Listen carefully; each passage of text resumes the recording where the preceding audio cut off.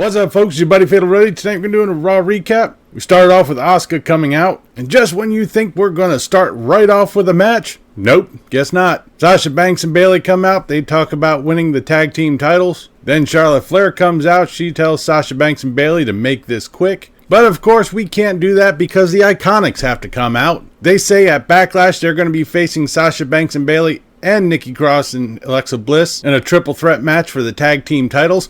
I was right. I predicted that I don't know how many weeks ago. Flair calls Banks and Bayley garbage. A big fight breaks out. Asuka and Charlotte Flair clean house. And guess what, playa? We have a triple threat match. Jesus fucking Christ. Bruh. Charlotte Flair and Asuka versus the Iconics versus Sasha Banks and Bayley. Flair versus Asuka would have been good, but we got this trash instead. It was alright. It wasn't like something spectacular. Like I said, I usually don't dig these like just thrown together fucking matches. Charlotte Flair tried to go for a moonsault. Asuka tagged herself in, got the Asuka lock on Billie Kay.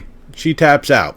Alright. After the match, Charlotte Flair lays out Asuka and stands tall with the Raw Women's title. Then we got a recap of Seth Rollins talking about Rey Mysterio, leading up to the Aleister Black-Seth Rollins match from last week. Then Seth Rollins comes out for the Skype call with Rey Mysterio, who's not looking happy to see him. Rey Mysterio says he's going to kick Seth Rollins' ass. Rollins invites both Mysterio and his son Dominic to Raw next week. Then from out of nowhere, Aleister Black flies over the table attacking Seth Rollins. And we have a tag match. Aleister Black and Humberto Carrillo versus Austin Theory and Murphy. I swear, Teddy Long's working overtime today. This was a good, quick, fast-paced match. I actually liked it though. And by quick, I mean quick. It didn't last all that long. Aleister Black got the pin. Rey Mysterio's music hits and Seth Rollins comes out wearing Mysterio's mask. This distracts the faces, and Murphy, Theory, and Rollins both beat them down. This part all ends with a curb stomp to Aleister Black, so I'm pretty much going to guess if Rey Mysterio doesn't put Rollins down, Black will.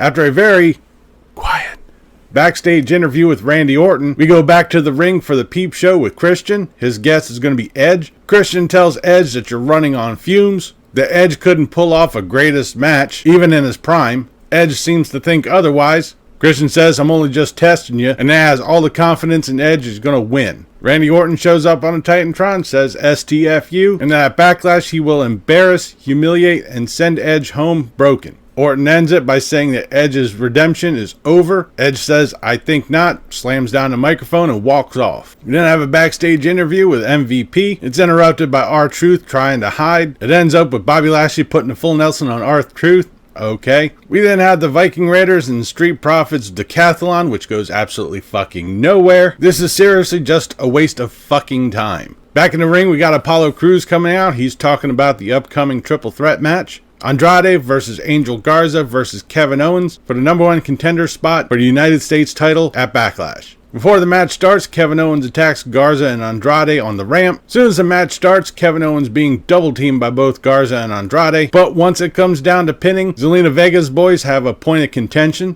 They soon start fighting, knocking Zelina Vega down. Andrade gives a double knee to both Garza and Owens. It ends with Kevin Owens giving the stunner to Garza, goes for the pin, Andrade comes running in, kicks Owens off, pins Garza, and Andrade's going to be facing Apollo Crews at Backlash. This was a good match. I liked it. After the commercial, backstage, Zelina Vega is pissed off at Garza and Andrade. Then we got Kurt Angle chiming in on the greatest wrestling match ever. He's going to be picking Edge.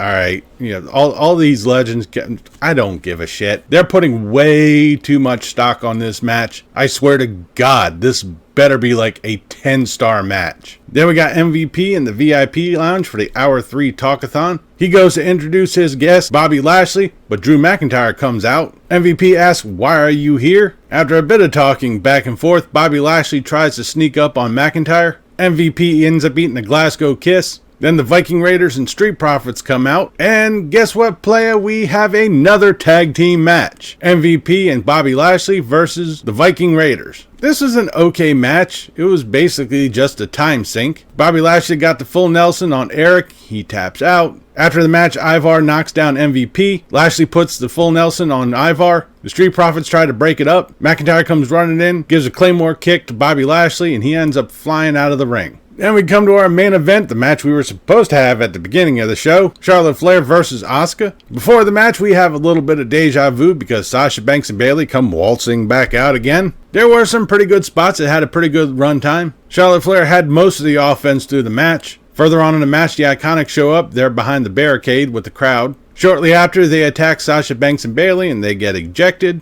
Asuka starts to make a comeback. At this point, the match really starts getting physical. Nia Jax come running out. Asuka was able to fight her off. Charlotte Flair hits Asuka with the boot, gets the pin. After the match, Nia Jax come back in, hits Asuka with a Samoa drop, walks off, leaving Asuka laid out in the ring. We end tonight's Raw. For a go-home show for Raw, this was actually pretty decent. It wasn't anything spectacular, but it was good. I was right in predicting the triple threat match for the women's tag titles.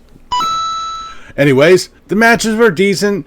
I do have a little bit of a note. I doubt he's going to see this, but Kevin Dunn, please treat the volume gain like you treat your penis and touch it every once in a while. Dude. Turn up the volume on the microphones because we really couldn't hear anybody when they were talking.